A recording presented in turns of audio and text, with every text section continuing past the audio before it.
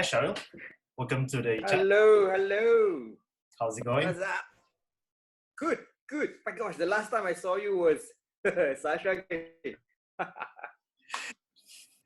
So, for those who who do not know what the hell you're talking about, there was once where Sasha Gray was in town to do a DJ set for like F1 race, and the two of us decided it was a great idea to just get tickets and just watch her. Yeah, we were fanboying all night. I'm not gonna lie. We were drinking whiskey all night. Yeah. And I still remember this because just man. And there were like those guys who were like in front row trying to pester her to like take a selfie. Yeah. I still remember this guy who kept shouting, Shasha. Like, dude, she's trying to work. Yeah, some people have like, night jobs, like can you not like bother? Yeah. And she was like no selling it. She was just she was focused. She didn't really care about like what's going on.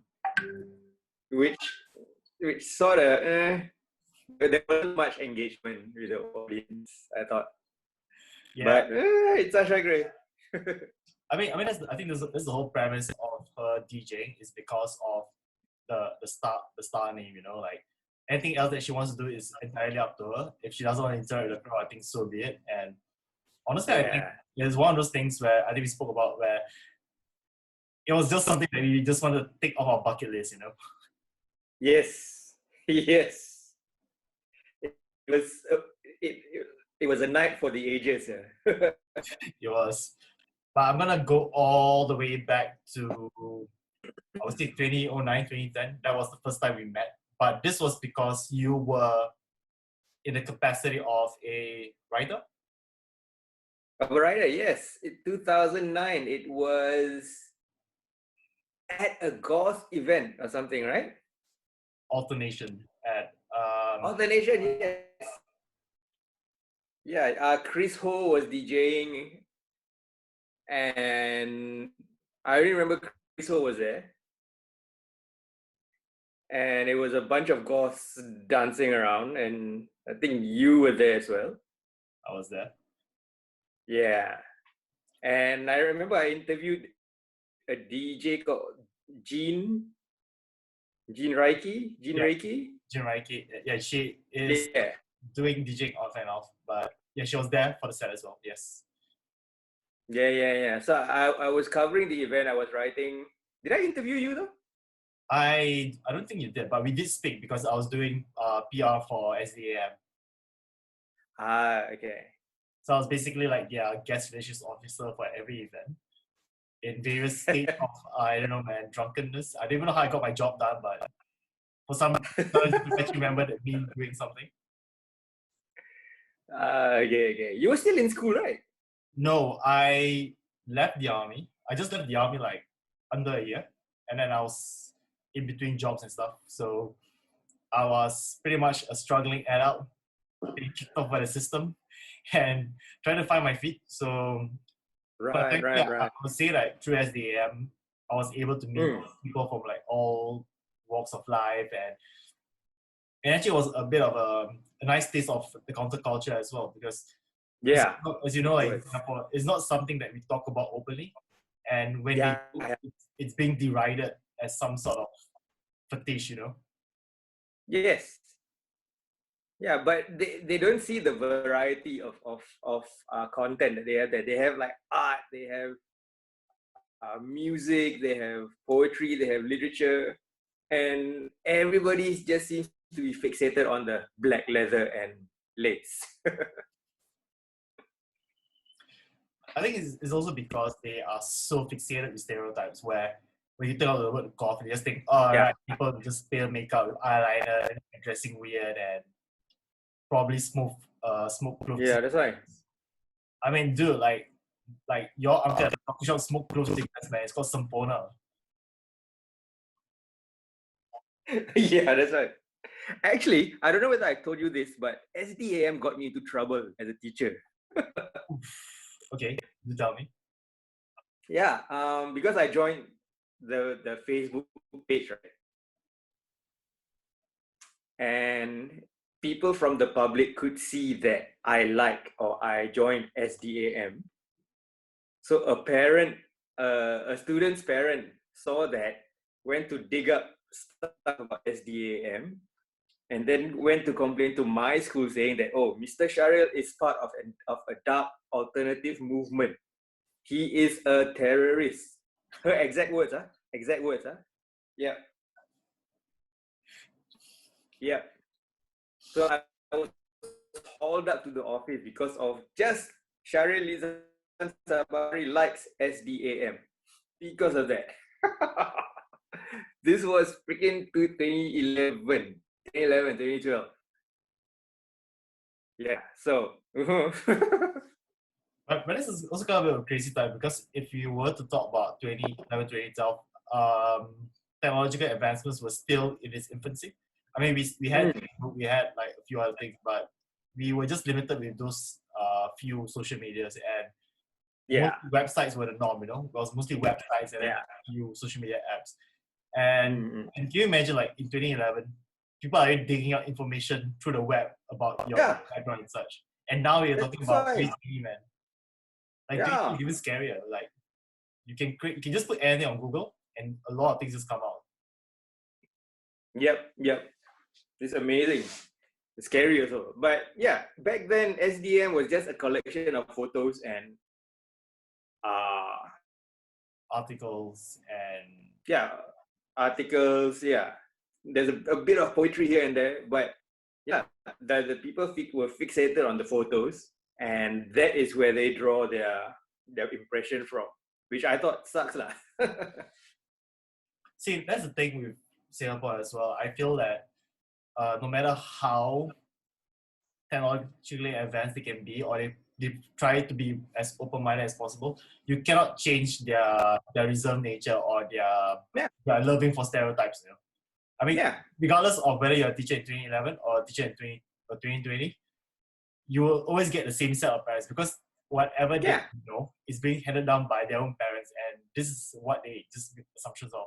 That's right. That's right. Yeah, yeah, yeah, yeah. I mean, they pay lip service to being open-minded and to being very worldly and educated, but when it comes to biases, when it comes to their internal, I wouldn't say hatred, but like internal, biases lah. So it always will be seen. It cuts across all their lip service towards open-mindedness and education and rationality and everything. Yeah, you hit them they where they are most passionate about. The emotion will start to come in, and their biases will start to come in.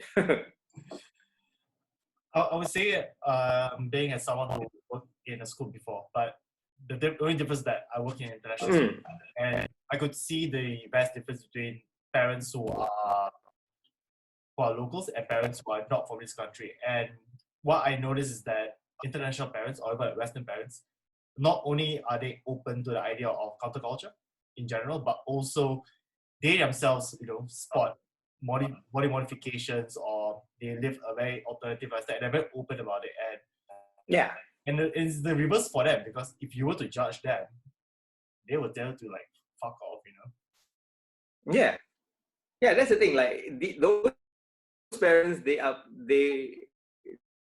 were, or they probably still are, part of the counterculture. But in Singapore, there is not much counterculture present in the 70s, in the 80s even.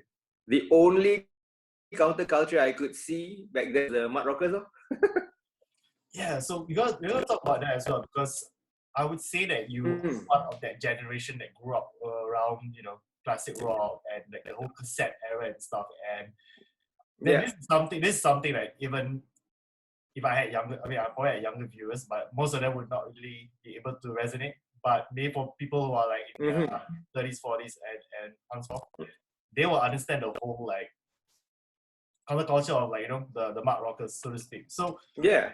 so for you, like, would you identify yourself as like one? And if so, if not, like, what was like your journey like growing up as a child in a Singapore household?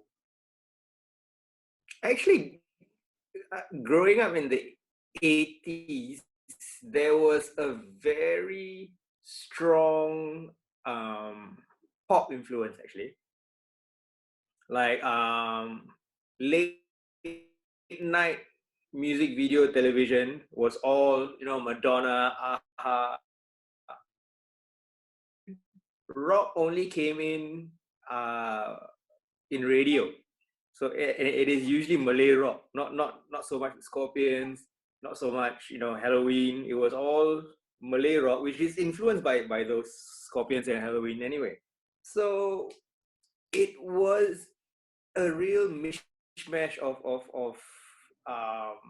Western culture at the same time of Malaysian rock culture, and of course the whole drug thing was still an issue.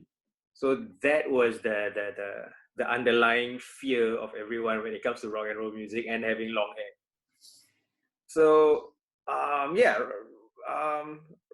Malay rock is always the forefront on radio because that's what we listen to all along. But the undercurrent of it is all like US pop and Brit pop even. So that being said, that leads into my next question actually, as to why, like Malaysia and Indonesia, for example, they have an abundance of bands who play in their local language, and they get audiences and they get to fill up stadiums and everything as well. But in Singapore, that's not the case. Or even maybe at a certain point of time that was possible. I mean, we talk about like Street Charity, those kind of bands and the like. But if you're talking about say the 90s or like Rami Sarip. Yeah, Rami Sarip. Fun fact, he is the schoolmate of my mom. They grew up around the same area.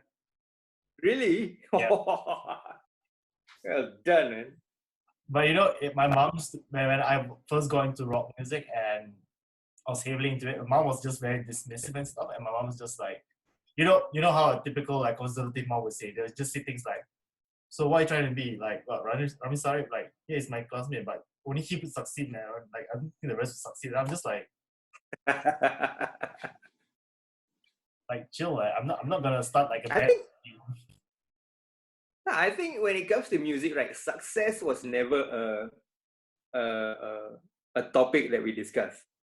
Like when I was into music, when I was into playing music, success wasn't a thing that was even brought up. I mean, I just wanted to have fun, and my parents thought that, yeah, he's just having fun. It's the phase that he's going through. He will get over it. But there's never a deep enough belief or a scenario where we believe that, oh yeah, we could do this for a living. Yeah, we could be successful. Despite the success that we see all around us with Malaysian bands, right? There was never that drive to succeed. It was just about having fun, and parents saw it as a phase. So they weren't really, that worried or something about it. I mean, my mom was kind of fearful. She thought that I was gonna really go into that kind of lifestyle. Because for them, when they grew up around that era, we say about the whole like usage of drugs, the whole like prejudice and everything, and they still hold on to those thoughts. So when their children are trying to experiment to that, obviously it's either they say that it's just a phase, he'll grow out of it, or yeah, they try to like, talk him or her out of it, like don't do it because there's no future. Yeah. But that being said, I would say that for example, in the Malay community, I realized that I think that's the part of the reason why you see like a lot of bands that form mostly based on like Malay guys and girls and stuff, because to them they take it as a hobby and it's also their passion. Yeah. And the good thing is that when they pursue such a thing, they do not think about success or do not think about wanting to keep bucks. For them, it's just, well, it's something that I'm good at. I just want to play with my friends, and Yeah. And I guess one thing leads to another, and then they become successful just like that. Yeah, but the one critic that I always have about Singaporean bands, even back in like the 90s through till now, is that they always play cover songs. They never ever showcase their original songs. They don't. Some of them don't even have original songs. They are bands, and I think very cheap way to to get applause or to get fame or to be famous or to get jobs. But I don't know. I mean, there was a time when I would go to the substation and I would hear 5, 6, 10 bands playing like 30 original songs, and then now substation is with timber with cover bands. So I think that is the main issue about Singapore bands that I have lah.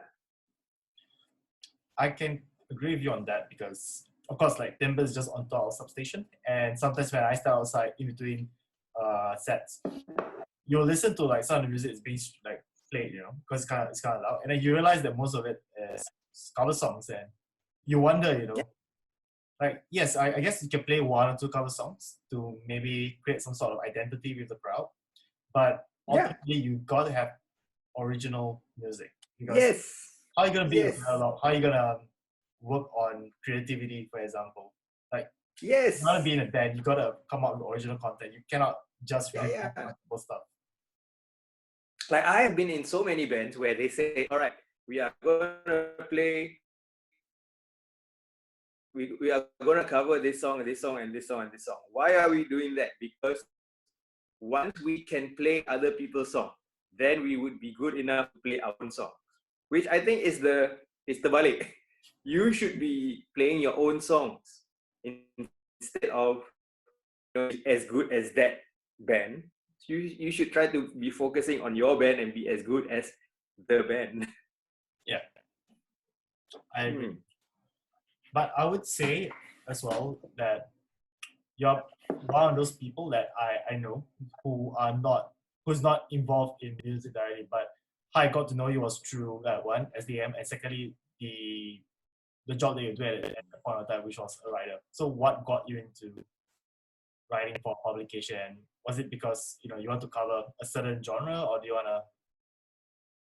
just want to be well curious? At that time that was 2009, right? 2009, 2010? I would say it's 2010. 2010, yeah. Because at that time, Facebook was just coming up, and online presence was starting to be the main driving force for companies. So they wanted to be edgy. They wanted to be, they wanted to have cutting edge content. They wanted to have, they wanted the youth young people to click on them. So they sent me to a lot of other like alternative events. SDM was one of them. Can't remember. There were a few weirdo ones. They said there was the Sex Expo in 2008, which I was sent to. So yeah, so it was just a scramble to be edgy, to be hip, to be to stand out from the crowd on internet. So that is why like there were so many events that we were sent to, which doesn't really go with the branding of the company, but they decide to do it anyway because it's it's cool, it's different, it's alternative. Yeah, so SDM was one of them. Like I was writing for a company called the Singapore International Foundation. Yeah.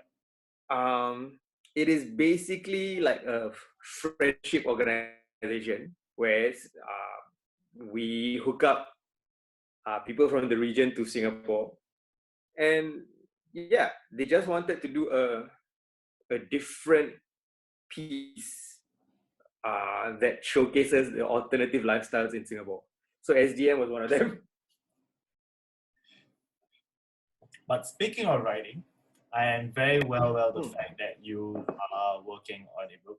This is highly publicized because you talk about it every single time on Facebook. And Yes. I just commissioned the book cover. nice. So, does Yeah. the book cover involve your red lingerie wearing grandmother? No, that's my second book. Oh, That's my second book. Yeah, I'm writing it. The red one in it. Yes. So before we get to that, we need to talk about the story of this mysterious lady. Like, it is a very interesting story because, like, what are the chances of that happening to someone, and in your own goddamn neighborhood, no less. So, I would like you to talk about it in detail on how this story came about. The red one in it. Yep. Oh yeah. In around about 2013, 2014, I moved to my bachelor pad, right? Which is ghetto, mature estate. Everyone on my floor was very old, and the nene was one of them, lah. I remember walking past her place, her house on the common corridor. Corner of my eye, I just saw movement, and when that happens, you just turn, reflex action, right? You just turn and look. Yep. That's what I did. I turned and looked, and there she was, the nene wearing a red bra in the living room, just hanging out, stretching, like. So I saw that. I saw her. Our eyes met. She smiled, and I smiled back. And yeah, there was it. We had a moment. Yeah, and after that, I would visit her. Like during Hari Raya, I would visit her, give her cookies, and she would always, yeah. And she would always say like, when you're free, just come by. Nene is very lonely. I stay here alone. You can come here and keep me company. And yeah, it was a very casual, comfortable relationship. And whenever I come around, she would be dressed in like a sarong kebaya, in like a translucent sarong kebaya, right? Okay. And she would be her bra couldn't be seen. It would be like a black bra, or a red bra, or there was this one she was wearing like a white, like really, really pure white bra. It was, she's she from the photos that I saw in her place, right? She looks like someone who used to be, like super minaret, go clubbing, smoke kind, and she probably has tattoo somewhere. But yeah, so it was from that interaction that a story came to my mind about an old lady in her 70s or 80s who has had a very, very troubled, traumatic, but ultimately very, very happening life. So like, she would have been abandoned by her parents at the age of 5, and like she worked as a bar girl, as a prostitute, as a dancer girl, she was a mistress, she was a boogie street dancer. That sort of a backdrop that led her to where she is now. Man, I swear that would be one hell of an interesting book, man. I think. Yeah. And it's chapter 1. This chapter 1. I just finished chapter 1 like today. Nice. And what about the book that you have just commissioned? Like, how are people gonna get a copy of that? And you're gonna plug the stuff for that, man, because people need to know. Just give me like a analysis and where they can get it. That book, it has gone through the first phase of editing. So now I am commissioning people from Fiverr to come and edit it for me. So I am in the process of selecting editors now. But yeah, it should be out.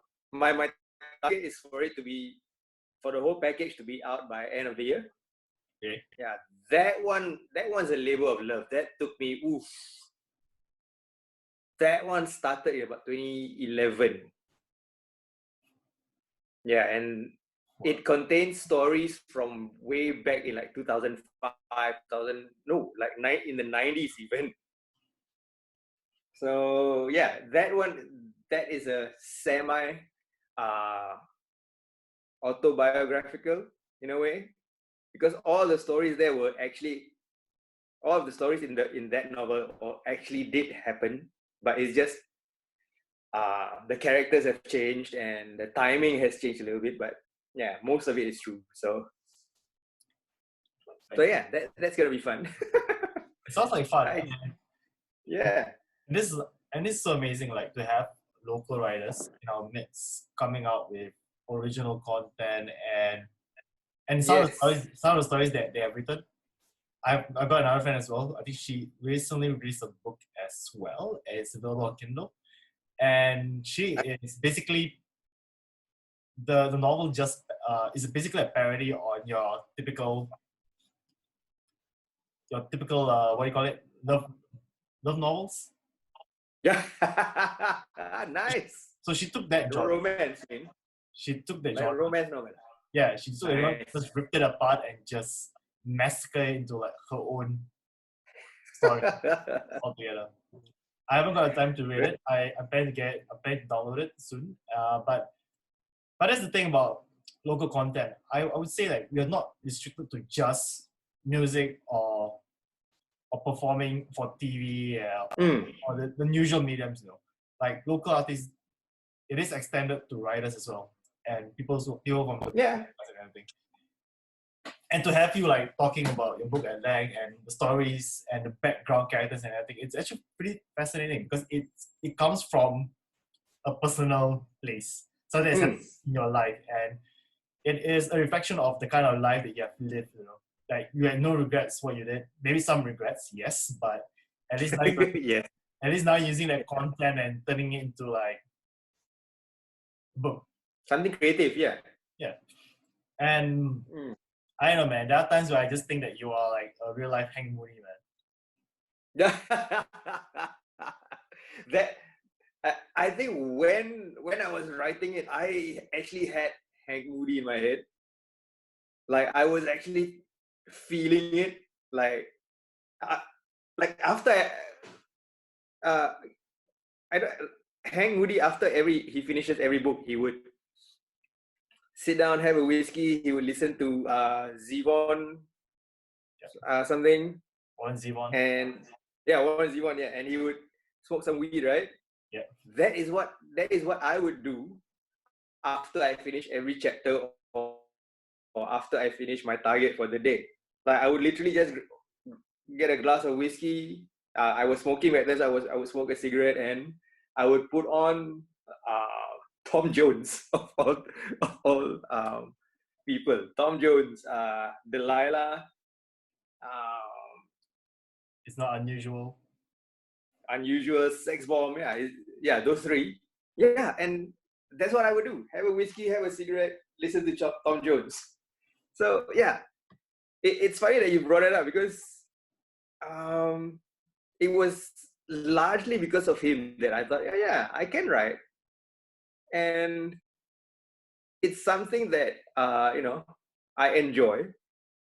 So I took it a step further. I mean, Hank Moody helped me. The character helped me to take it a step further, thinking I can actually succeed in this instead of like, oh yeah, this is something I like. This is a hobby.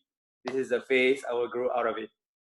So I think the character Hank Moody and the whole series actually pushed me a little bit from it being a hobby to it being actually, I can be successful. Yeah. But speaking of which, listening to some of the stories that you have told and stuff, of course, it is why you know that you're a bachelor. I'm not promoting like your eligibility like on this. I don't think single ladies will be watching this. I think, but I would say that it's kind of refreshing to see that you are one of those people who despite, being single and whatnot, you are enjoying your life. You are taking every opportunity to make the most out of it, and you're very open about your lifestyle and being happy with what you do. So to those who, especially like some of the guys that we know, they're always whining forever alone, or they end up being a passive aggressive and everything. Like, what's that one thing that you need to tell them? Just tell them straight to your face. Like, the one thing that I want to say to all single fellas, men and women, girls and boys who are bitching about being single is, that is the best time of your life. Enjoy it. Because, there's no other time when you can pretty much do whatever you want, whenever you want. And there's no better time for you to be happy. I mean, if your version of happiness is having someone with you, then that is not really happiness, because your happiness hinges on someone else.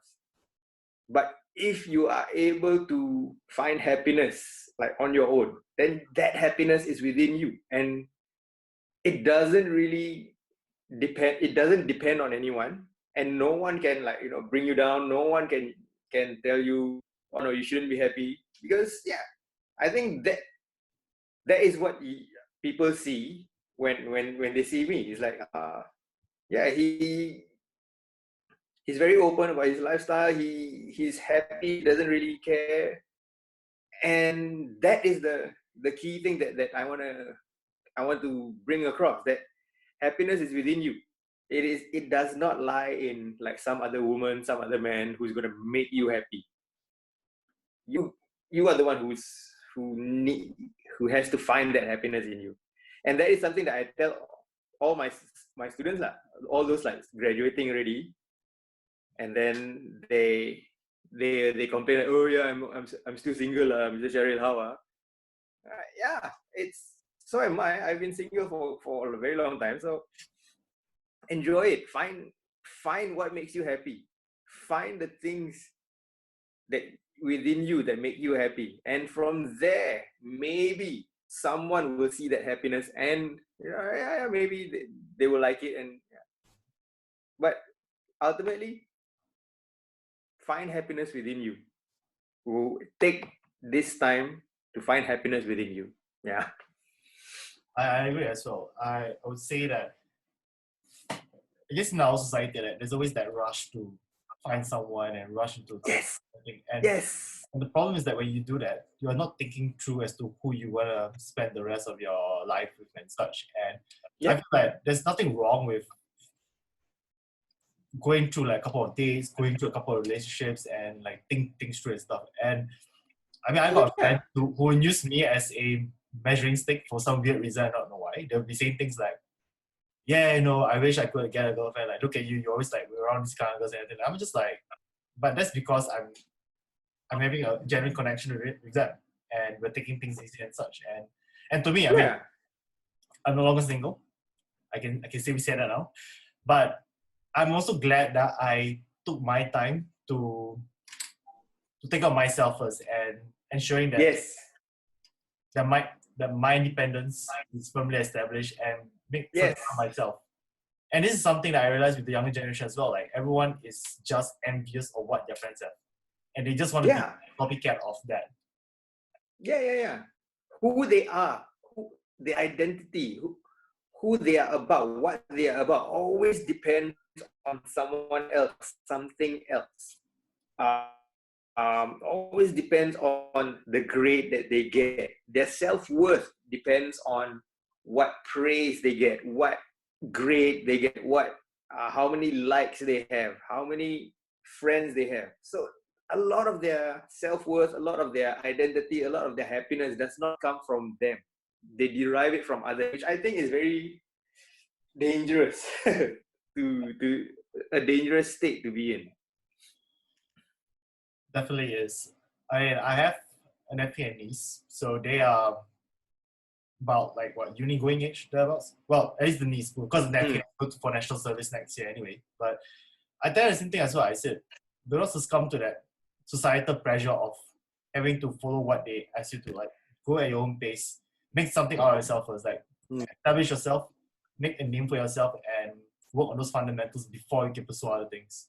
And that's pretty important because at the end of the day, you know, if you rush through all of these things and things do not work out, these are not the people who are gonna back you up. You know, they're just gonna tell you to go and figure it out.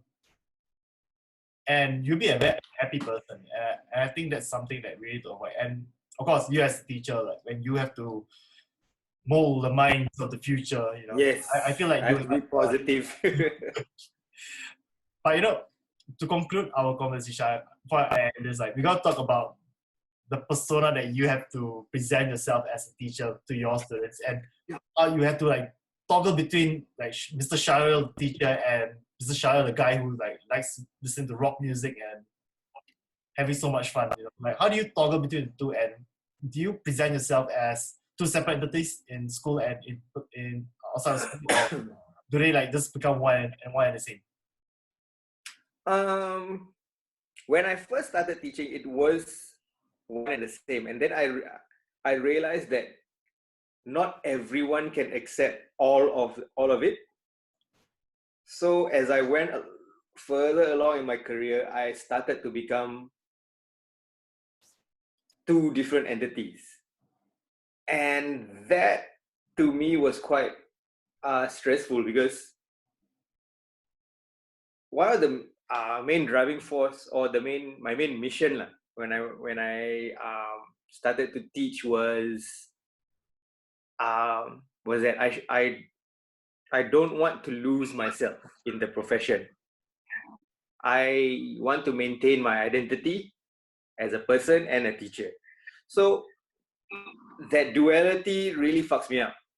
So now what I do is I just present myself as who I am, but I am aware of what is not appropriate or what people would find to be unacceptable. So I just play those down, but I play up the rock and roll teacher, the rock and roll teacher who wears band t-shirts to school and like wears sneakers, and I use that as part of like student teacher bonding, if you will, student teacher relations. So it allows me to get them onto my side, and it makes teaching easier in a way. And I would say that it allows the kids to identify with you as someone that they can look up to. Yeah. I mean, gone are the days where your teachers are like the typical like stiff upper lip and throw things at you and telling you to shut the fuck up. I still do that. I still do that. I still throw things at them. I still tell them to like shut the hell up. But they can see the seriousness of it versus when I am just having fun with them. Like they can see the switch between serious Mr. Sharyl and like normal fun Mr. Sharyl. I think that is the key. That is the key thing about a lot of Singaporean students. They are very instinctive and very visceral in a way. So a change of tone in your voice is enough for them to go, oh no, he's serious. Okay. Yeah. So yeah, I mean, I still like throw things at them. I still tell them to shut the hell up. And I still tell them that they're losers, they're noobs. But that somehow, being the asshole teacher, somehow makes them, like me a little bit more. Yeah, I somehow like Stockholm them into listening to me. Yeah. So yeah, being the asshole teacher has actually worked for me. Yeah, being sarcasm plays a very big role in the classroom, especially when they know that you are being sarcastic. They love it, and it becomes like a way to bond with them. Like, I think no one does that to them. No one is being sarcastic with them. It's being playful with them. Everyone's either being serious or being friendly. So I think that's something that they value. And in you, they find a figure that they can identify with and maybe aspire to be in the near future. I hope. I don't know. It's really hard to say. I mean, there are some kids, especially when I was a teenager, like I was into like rock and metal and whatnot, but I never had that kind of teacher that I could like look up to or like ask for those kind of tips. So maybe your classroom, who knows, man? Like maybe in the next few years, there might be a bio rock star who will probably remember you, or maybe some kid who well when they perform on stage in one of those small Singapore venues and I'm doing video recording for them and then you watch the video and you'll be like, yeah, I know that kid, man. I used to teach that kid. Yeah. No, my nephew now is starting to be really into music. He's 11 years old, and yeah, he's starting to be really into music. He listens to a lot of music, but it's the funny thing is that he is very into like our rap. He's very into Eminem. He's into Beastie Boys, and I don't really know where it came from. But yeah, it's something that I encourage in him, and I think that is the key to what a lot of my students feel like. They feel comfortable with being or liking certain things because Mr. Sharyl doesn't judge them. So they can come up to me and say, "Hey, Chiu, I like Justin Bieber." And I'm like, "Oh, fine, you do you. All right, Bieber's all right." Yeah. So it is a safety that I try to provide to all my students so that beyond saying, "Oh, Chiu, I like Justin Bieber," they can come up to me and say, "Chiu, I have to tell you something. My dad, abused me," that kind. Yeah. So it is that safety that I try to give to students, to young people, that you do you can like whoever, you can like whatever, and no one's going to judge you and no one should judge you, and you shouldn't base what you like on what other people think. Yeah. And that was the thing that I spoke to like my previous two guests as well. Like we talk about the youth and the future and such. And for us, especially those who are in the music scene, for example, we always try to go out of our way to encourage these young bands to just continue their dreams and not to give up and show our support in one way or another. Even if the music isn't that great because they're still, still learning. Yeah. We will try Yeah. to be around there and try to like talk to them after the show and just have a chat with them. And I Yeah. think there's beauty about our local scene, for example, because people are so hospitable and they just come up to you Yes. and have a conversation and such. And this is something that you cannot experience elsewhere in Singapore. Yeah. Like when I, in what 2010, when I was in like in a band and we were gigging all around Singapore. Yeah, the bands that we played with, they are very encouraging. They are very friendly. They would come up they would watch us.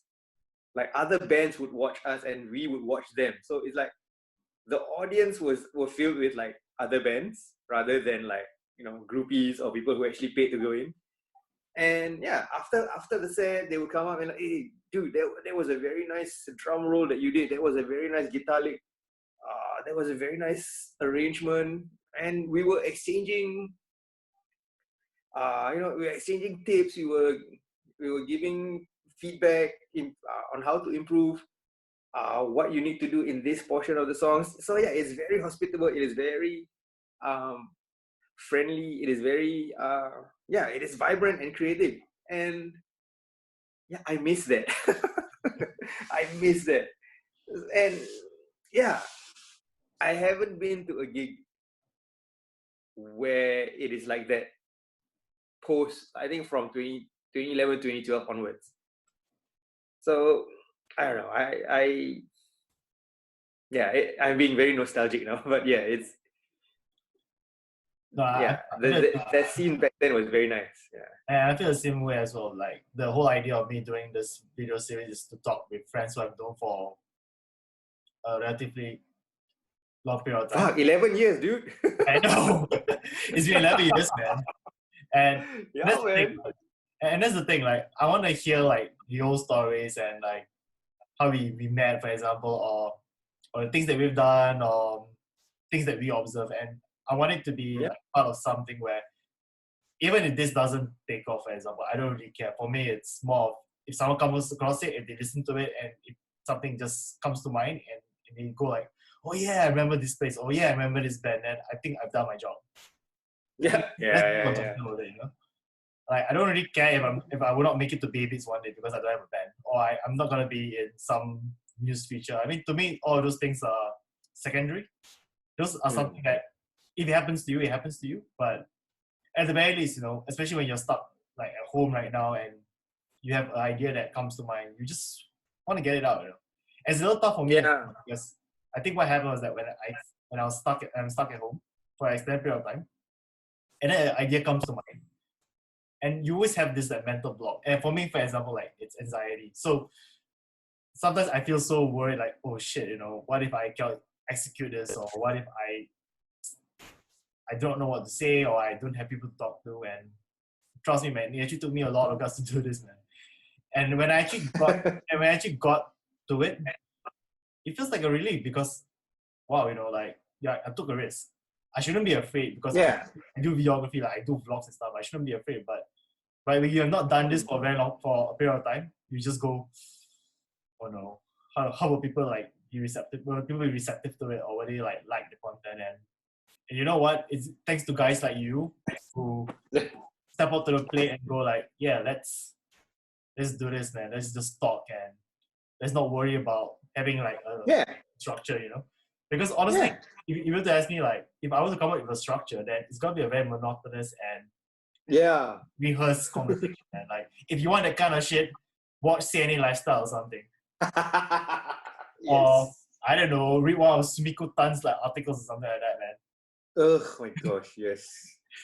So I think it's important thing for like all of us in the Singapore scene in general, like, regardless of the platform that we prefer, or how we like to execute it through whatever means. The whole idea is to do it because we like it, and we want to have fun, and we want to interact with people and get their opinions. And I would say, like, the people that we know, like around our circles, like, they are like the sort of people who have seen it all, done it all, but even though they have received a level of success in their life, they do not forget their roots. To them, it's, you know what, this is what I'm doing right now, is a day job, but hey, deep down, I'm still that guy, like, if you ask me to go in there and like open up the pit, I'll fucking open up the pit, that sort of thing. Yes.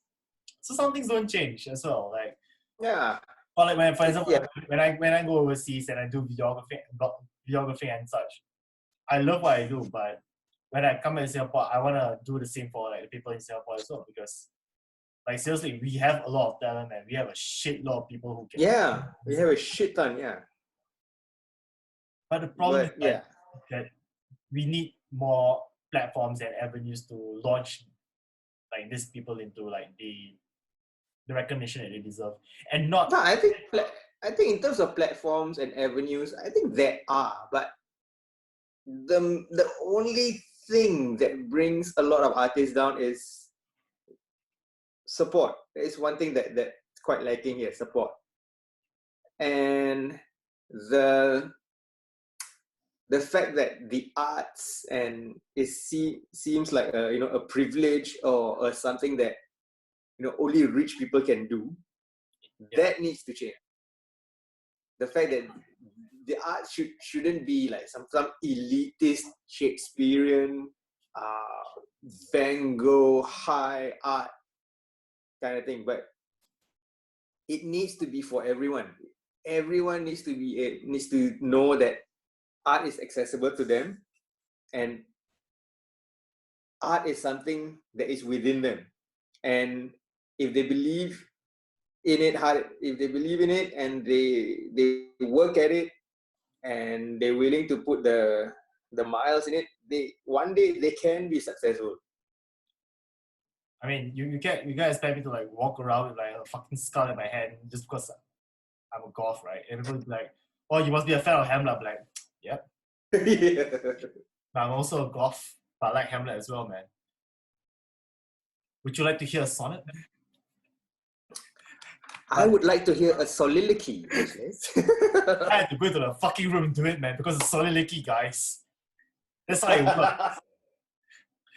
But I would say like the other one thing that needs to be addressed is, yes, we have platforms and avenues, but I do not exactly agree with the fact that when we have media companies approaching like subcultures, for example, like the intent behind them covering this content is to sound like total idiots, you know? Like for example, like they go for a golf event, for example, and then when you look at the article, it sounds as though that they are just belittling, you know, they're saying like, oh wow, I thought, you know, golfs are like this, but actually they're like that. And you're like, no, it's just Yeah. very normal people. Like they should not trivialize.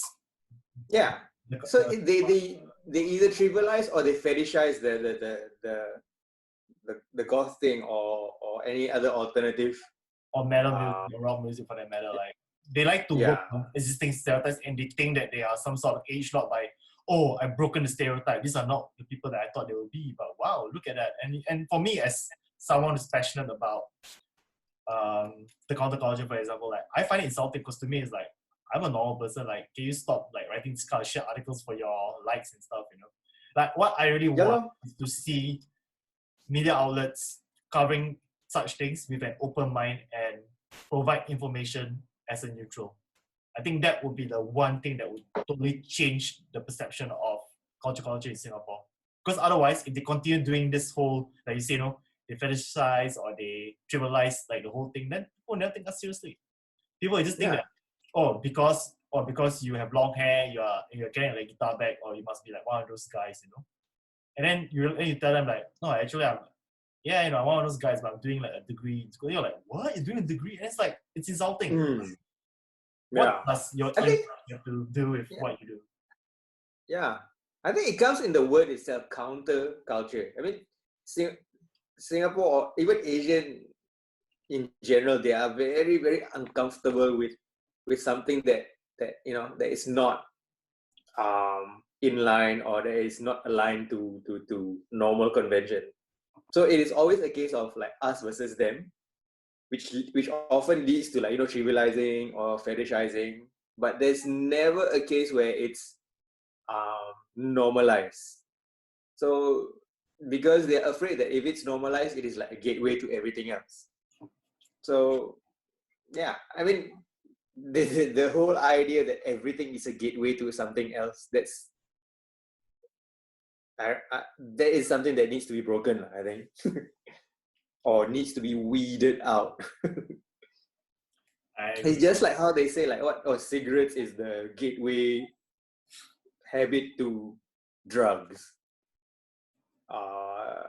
You know, RA movies is the gateway to full on porno and like sex crimes and everything. So